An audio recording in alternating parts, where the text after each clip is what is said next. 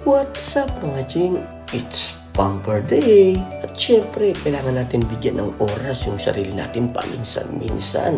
At kaya naisipan ko pumunta agad dito sa Nuatay. Matatagpuan siya sa Berlin, Tarlac City.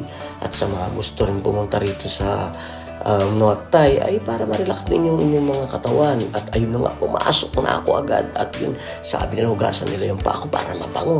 At ito nga po pala yung ambience nila, napakasimple at yung mga tugtog talagang marirelax ka talaga.